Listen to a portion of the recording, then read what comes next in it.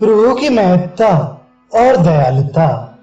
जब तक तुलसीदास राजा राम का खुल्लम खुल्ला दास नहीं हो जाता, तभी तक वह लोभ के कारण लोलुप, लालची और वाचाल बना हुआ टुकड़े टुकड़े के लिए लालायित रहता है और पृथ्वी, धन एवं ग्रह आदि के लिए बार बार ललचाता रहता है। तभी तक उसे वियोग और रोग का शोक रहता है, तभी तक उसे यातना भोगनी पड़ती है और तभी तक उसे पल पल का जीवन युग के समान जान पड़ता है। तभी तक उसका शरीर दुख और दरिद्रता के कारण सर्वदा अत्यंत जलता रहता है और तभी तक वह मोह, क्रोध और काम का गुलाम है और तभी तक सारे दुख तो उसके हिस्से में हैं और सारे सुख दूसरों के हैं। जो राजाओं के राजा और महेश्वर के भी ईश्वर हैं, उन नाथ का जब तक जिह्वा से भजन नहीं करता, तभी तक जीव हीन और मलिन रहता है। उसे स्वप्न में भी सुख नहीं मिलता और जहां तहां वह दुखी मनुष्य क्लेश का पात्र होता है।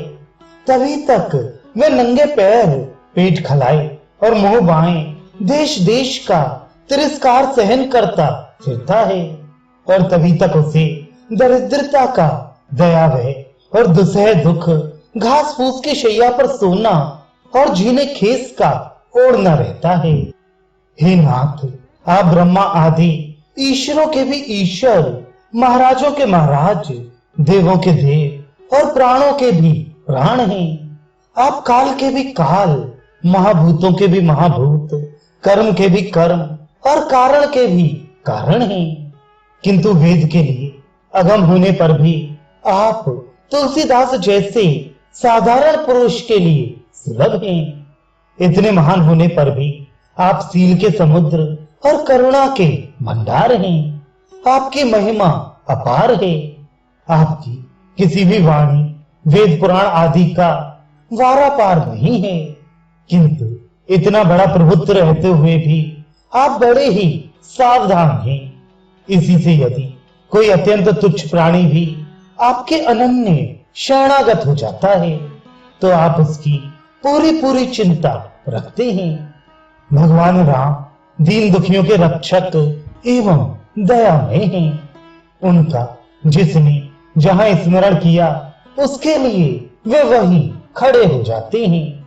उनके नाम के प्रभाव की बड़ी ही महिमा है। जिसने खोटों को बहुमूल्य और छोटों को बड़ा कर दिया। उनके एक से बढ़कर एक अनेकों सेवक हुए, जिनमें से कोई भी आध्यात्मिक आदि त्रितापों से संतप्त नहीं हुए।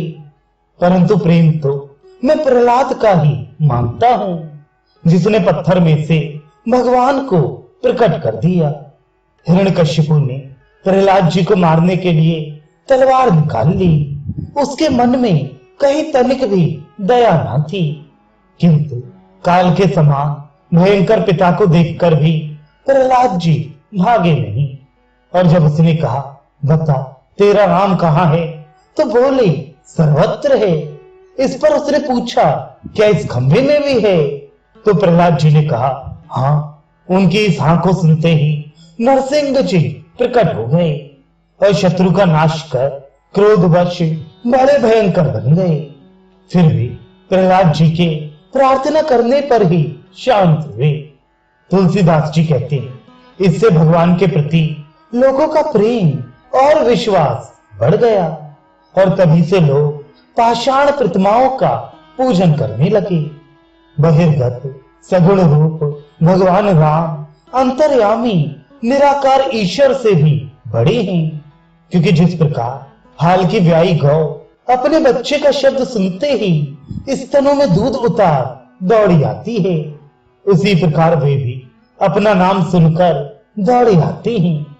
तुलसीदास तो अपनी समझ की बात कहता है। ऐसी बावली बातें दूसरे लोगों से कहे जाने योग्य हुआ नहीं करती। प्रहलाद की प्रतिज्ञा करने पर उसके लिए प्रभु पत्थर से ही प्रकट हो गए, हृदय से नहीं। कायर हिरण्यकशिपु ने करोड़ों कुचालें की और बालक प्रहलाद को बुलाकर काल को बलि दिया। पिता हिरण्यकश्यप बड़ा ही पापी था। उस दुष्ट ने प्रहलाद जी को कष्ट देने में अपनी ओर से कोई कसर नहीं रखी। उसने बहुत सी विषमूलन ली, किंतु प्रहलाद जी की साधुता से वे अमृत की मलाई बन गईं। तुलसीदास जी कहते हैं, भगवान राम की कृपा से संसार में उनके साधु सेवक की सब प्रकार भलाई ही होती है। कंस ने व्रजवासियों के प्रति बहुत बुरी तरह से कुचाल की, परंतु उसकी एक भी चाल न चली। पांडु के पुत्र युधिष्ठिर आदि बड़े साधु थे। उनके लिए कपूत दुर्योधन छलने में छोटे कलयुग के समान हो गया, अर्थात उसने भी उन्हें छलकर पद दलित करने में कोई कसर नहीं छोड़ी।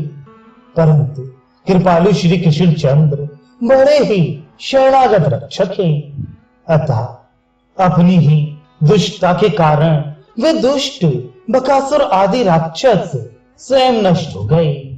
तुलसीदास अपने सच्चे विश्वास की बात कहता है कि संसार में भले की तो भलाई ही भलाई होती है।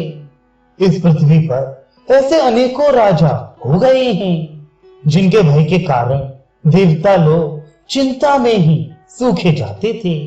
मनुष्य, राक्षस और देवताओं के सताने के लिए एक रावण ही क्या संसार में किसी से कम रचा गया था। वे सब और दुर्योधन भी, जो कि अनेकों छत्रों की छाया में चलते थे, पृथ्वी की धूल में मिल गए। वेद पुराण कहते हैं और सारा संसार भी जानता है कि श्री गोविंद को अभिमान अच्छा नहीं लगता।